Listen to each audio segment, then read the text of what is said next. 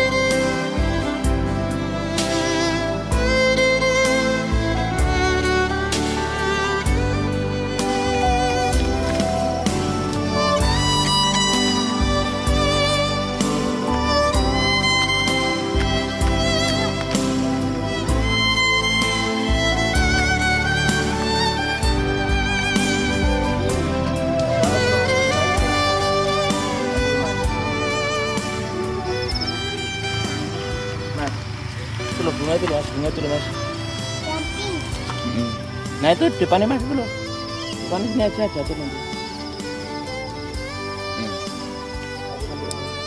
Ini cantik ini.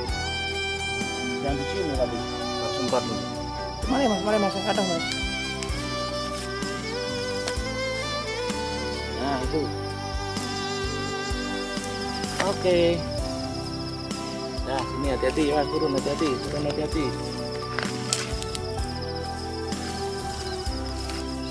Iya.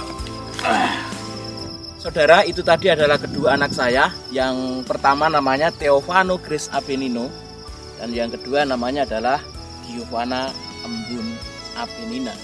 Kesempatan ini dia ikut untuk ambil bagian di dalam pelayanan pengambilan video khotbah saat ini. Dan saat ini bersama-sama kita akan menggumuli kebenaran firman Tuhan. Sebelumnya mari kita berdoa terlebih dahulu. Tuhan Yesus, kami akan belajar kebenaran firman-Mu. Tuhan memberkati, Tuhan menolong kami sehingga kami boleh mengerti dan terlebih kami boleh melakukannya dalam hidup kami. Dalam nama Tuhan Yesus Kristus kami berdoa. Haleluya. Amin. Saudara, mari kita buka Alkitab kita dari Injil Matius pasal yang ke-23 ayat 1 sampai dengan yang ke-12. Yesus mengecam ahli-ahli Taurat dan orang-orang Farisi. Maka berkatalah Yesus kepada orang banyak dan kepada murid-muridnya, katanya, ahli-ahli Taurat dan orang-orang Farisi telah menduduki kursi Musa. Sebab itu turutilah dan lakukanlah segala sesuatu yang mereka ajarkan kepadamu. Tetapi janganlah kamu turuti perbuatan-perbuatan mereka, karena mereka mengajarkannya tetapi tidak melakukannya. Mereka mengikat beban-beban berat lalu meletakkannya di atas bahu orang, tetapi mereka sendiri tidak mau menyentuhnya. Semua pekerjaan yang mereka lakukan hanya dimaksud supaya dilihat orang. Mereka memakai tali sembahyang yang lebar dan jubah yang panjang. Mereka suka duduk di tempat terhormat dalam perjamuan dan di tempat terdepan di rumah ibadat. Mereka suka menerima penghormatan di pasar dan suka dipanggil rabi. Tetapi kamu, janganlah kamu disebut rabi, karena hanya satu rabimu, dan kamu semua adalah saudara. Dan janganlah kamu menyebut siapapun bapa di bumi ini, karena hanya satu Bapamu, yaitu Dia yang di sorga. Janganlah pula kamu disebut pemimpin, karena hanya satu pemimpinmu, yaitu Mesias. Barang siapa terbesar di antara kamu, hendaklah ia menjadi pelayanmu. Dan barang siapa meninggikan diri, ia akan direndahkan. Dan barang siapa merendahkan diri, ia akan ditinggikan. Amin. Berbahagia adalah kita yang mau mendengar firman Tuhan dan mau melakukannya dalam kehidupan kita. Saudaraku, saya memberikan tema untuk renungan kita pada kesempatan ini adalah melayani dengan integritas. Dalam kehidupan kita sehari-hari, sering bukan kita mendengar orang berbicara tentang integritas. Akan tetapi, apa sih yang dimaksud dengan integritas? Integritas adalah utuh. Integritas adalah selaras.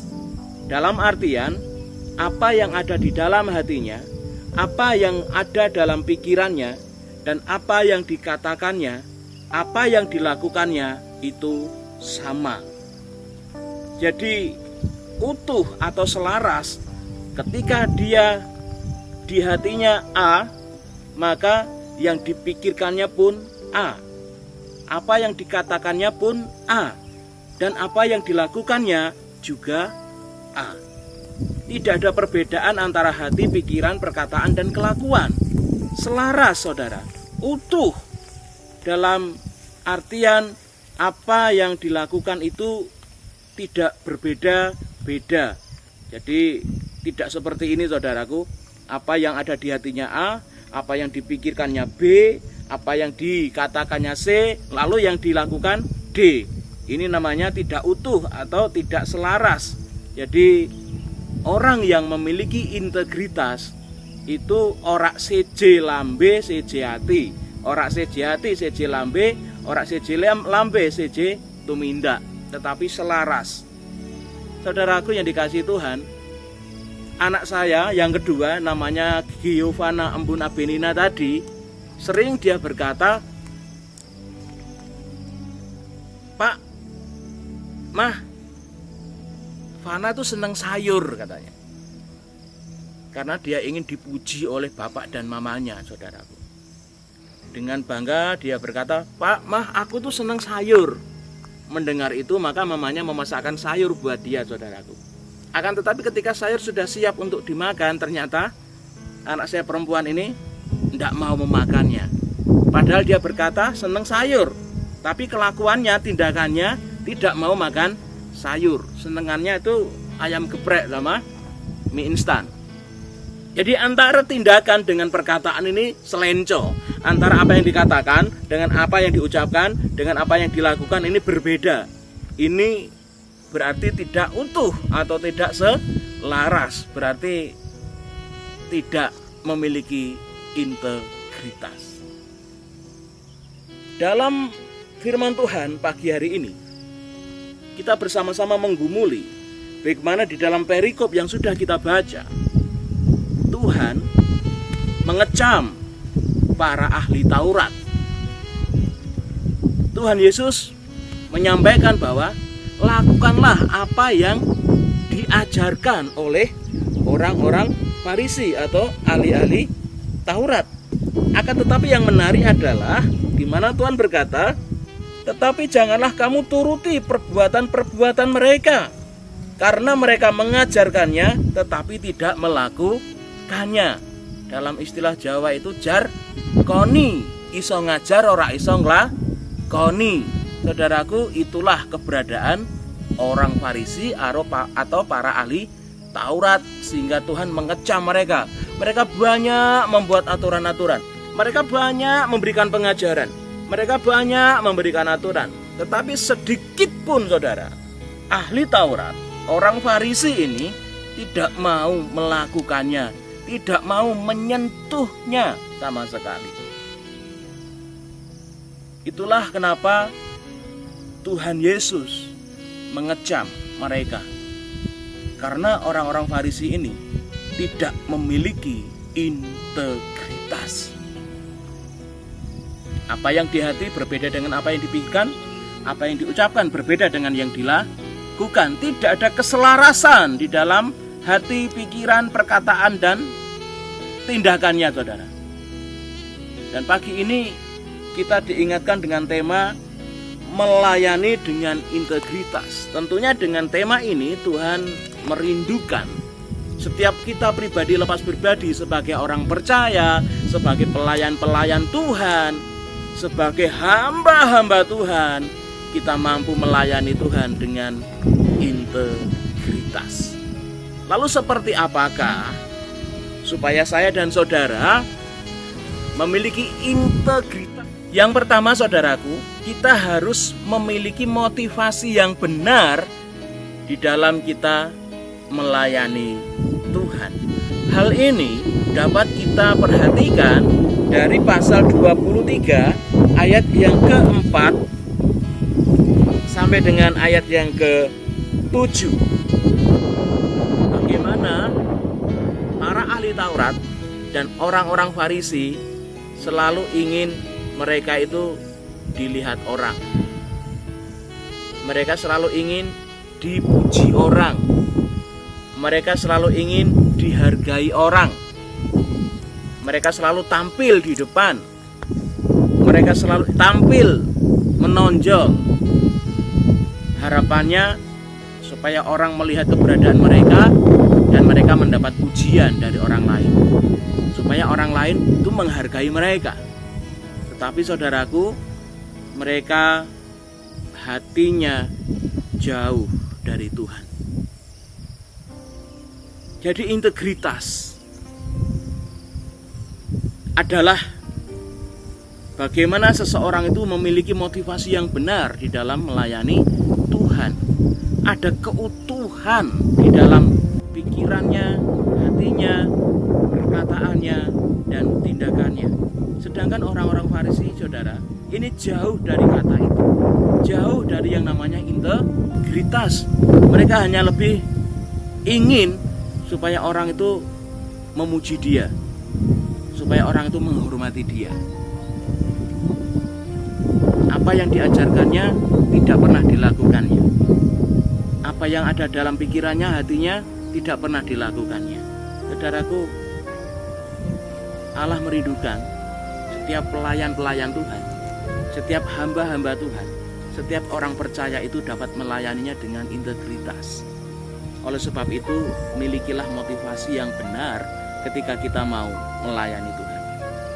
Jadi orang atau hamba Tuhan itu dikatakan memiliki integritas jika hamba Tuhan atau orang percaya itu memiliki karakter-karakter tertentu yang melekat di dalam dirinya.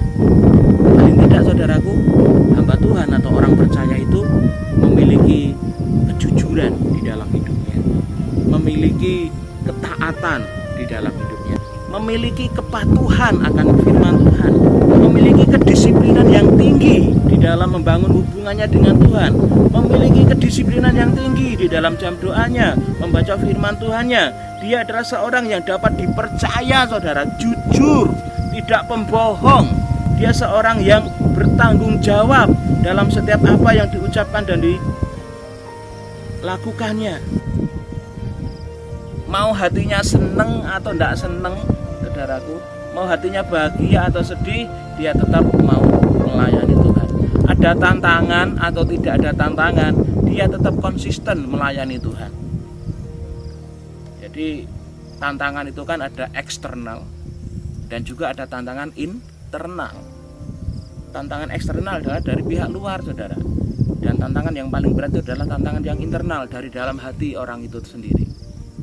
Jadi nek atine bunga, saudara, nek atine seneng, itu melayani Tuhan itu enteng saja, saudara. Tetapi ketika hatinya bermasalah, ketika hatinya sedih, ketika hatinya kacau, ketika hatinya penuh dengan kesusahan, saudara, melayani Tuhan itu nggak gampang. Mungkin orang yang baru putus cinta akan melayani Tuhan, nggak rasa-rasa. Orang itu punya banyak masalah, saudara, dia akan melayani Tuhan, nanti tidak males.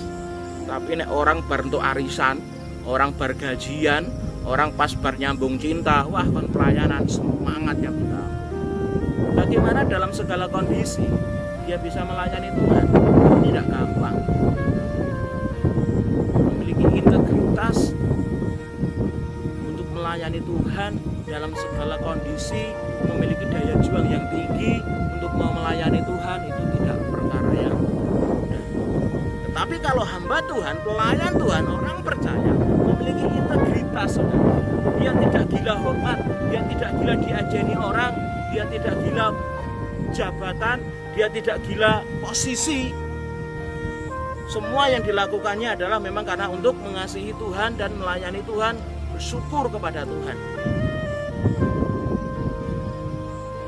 Seorang yang memiliki integritas, memiliki daya juang yang tinggi untuk dia mau terus melayani Tuhan, karena dia sadar bahwa melayani bukan untuk dilayani, tetapi melayani karena dia sungguh sadar bahwa hidupnya sudah dilayani Tuhan. Saya mau sampaikan, saudara, kalau seseorang itu sadar bahwa dirinya lebih dahulu dilayani Tuhan dengan luar biasa, orang itu akan dengan sangat penuh keterbukaan mau melayani Tuhan. Melayani lebih sungguh.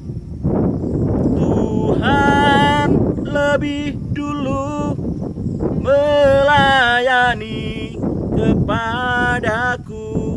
Melayani lebih sungguh. Seseorang kalau tidak pernah sadar bahwa dirinya itu dilayani Tuhan terlebih dahulu dengan sangat luar biasa, orang itu, saudara, tidak akan mungkin mau melayani Tuhan dengan penuh integritas. Jadi sekali lagi, saudaraku, mari milikilah motivasi yang benar. Jangan pengen dialem, jangan pengen dipuji orang, jangan pengen dihargai orang, jangan pengen kelihatan wah ketika kita melayani Tuhan. Tapi layanilah Tuhan itu sebagai bentuk rasa syukurmu kepada Tuhan, karena Tuhan lebih dulu mengasihimu dan melayanimu. Yang kedua, saudara, milikilah hati hamba. Seperti ada pujian mengatakan, inilah yang ku punya, hati sebagai hamba yang mau taat dan setia padamu Bapa. Saudaraku, kata hamba itu dari kata daulos, yang artinya adalah dipanggil hanya untuk melayani, saudara.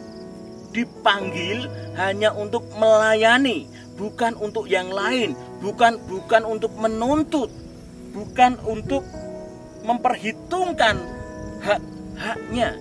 Tetapi daulos atau hamba itu dipanggil untuk bekerja melayani tuannya, tanpa dia boleh menuntut, tanpa dia boleh menuntut hak-haknya, saudara. Jadi hidupnya itu hanya melayani dengan hati yang legowo, tidak penuh keterpaksaan. Karena memang hidupnya adalah, panggilan hidupnya adalah untuk melayani.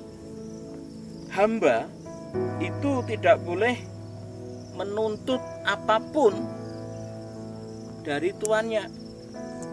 Jadi seorang hamba itu yang nerimo ing pandum apa yang menjadi pemberian dari tuannya. Hamba itu dibeli, saudara. Jadi mutlak hidupnya itu dalam kekuasaan sang pembeli yang menjadi tuannya. Seperti itulah kehidupan daulos atau hamba. Yang terpenting di sini adalah bagaimana hati hamba. Dia harus sadar benar siapakah dirinya, yaitu dia seorang pelayan. Bukan bos, saudara, tapi pelayan. Dari kata ini maka panggilan seorang daulos harus melayani. Tidak dengan bersungut-sungut. Melayani harus dengan penuh kerelaan hati. Karena dia tahu bahwa dirinya bukan miliknya lagi, tetapi sudah dibeli oleh sang tuan. Nah, dalam konteks kehidupan kita sebagai orang percaya, kita ini adalah para daulosnya Tuhan. Kita sudah dibeli Tuhan dengan apa? Dengan darahnya yang mahal. Dalam arti lain, saudara, saya dan panjenengan semua itu dipanggil Tuhan untuk apa? Bekerja melayani Tuhan. Dengan tidak boleh menuntut, dengan tidak boleh kemerungsung, tetapi dengan hati yang penuh dengan kerelaan, legowo mau melayani Tuhan. Apakah hal ini mudah? Tentu tidak mudah. Apakah hal ini gampang? Tentu sesuatu yang tidak gampang. Saudara-saudara yang dikasihi Tuhan, kita kalau benar-benar menyadari bahwa diri kita ini sudah dibeli oleh Tuhan dengan darahnya yang mahal, bukan dengan barang yang fana Tuhan membeli kita, tapi dengan darahnya yang mahal, maka sudah pasti bahwa kita itu benar-benar mau dipakai Tuhan untuk melayaninya. Kalau kita benar-benar tahu posisi kita yang sudah ditebus Tuhan dari kesia-siaan dosa, maka kita benar-benar penuh dengan kesadaran diri mau memberikan hidup kita ini untuk dipakai Tuhan, melayani Tuhan. Sehingga dengan demikian kita benar-benar memiliki ketulusan hati ketika kita mau melayani Tuhan.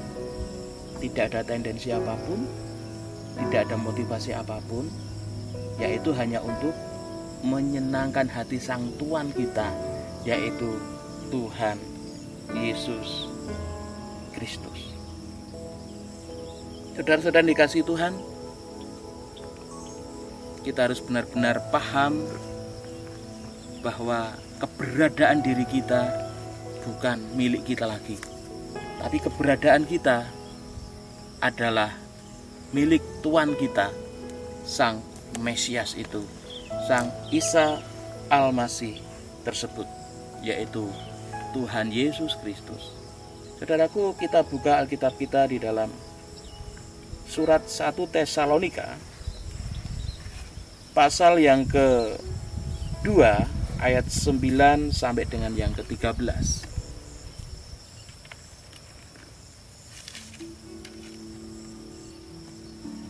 Demikian firman Tuhan. Sebab kamu masih ingat, saudara-saudara, akan usaha dan jerih lelah kami, sementara kami bekerja siang malam, supaya jangan menjadi beban bagi siapapun juga di antara kamu. Kami memberitakan Injil Allah kepada kamu. Kamu adalah saksi, demikian juga Allah, betapa saleh, adil, dan tak bercacatnya kami berlaku di antara kamu yang percaya.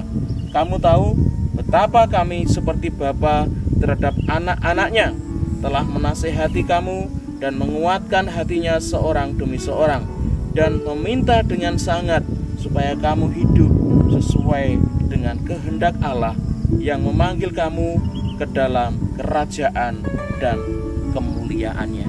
Seorang Daulos tidak hanya cukup cakap di dalam bekerja. Seorang Daulos tidak hanya cukup cakap di dalam berbicara, di dalam mengajar. Tetapi bagaimana firman Tuhan di dalam surat 1 Tesalonika pasal yang kedua ayat 9 sampai dengan yang ke-12 mengingatkan kepada saya dan panjenengan semua bahwa sebagai daulos-daulosnya Tuhan, kita harus mampu menjadi seorang teladan. Kita harus mampu menjadi seorang teladan di dalam kehidupan kita, dalam perkataan kita, dalam tindakan kita, dalam kekudusan hidup kita. Jadi tidak hanya seperti yang dikatakan Tuhan seperti seorang ahli Taurat atau Farisi, mung jarkoni iso ngajar neng ora iso nglakoni. Bagaimana kita terus berjuang, bagaimana kita terus berusaha untuk mampu hidup di dalam firman Tuhan, sehingga meskipun kita muda, meskipun kita masih sangat muda mungkin, kita tetap mampu menjadi teladan bagi orang percaya, secara khusus bagi orang-orang yang belum mengenal Tuhan. Jadi saudaraku, ada dua hal yang dapat saya sampaikan pada kesempatan ini. Milikilah integritas untuk melayani Tuhan. Oleh sebab itu, mari milikilah motivasi yang benar di dalam setiap hidupmu ketika engkau melayani Tuhan. Yang kedua saudaraku, milikilah hati hamba. sehingga dengan demikian kita benar-benar mampu melayani Tuhan dengan penuh integritas. Tuhan Yesus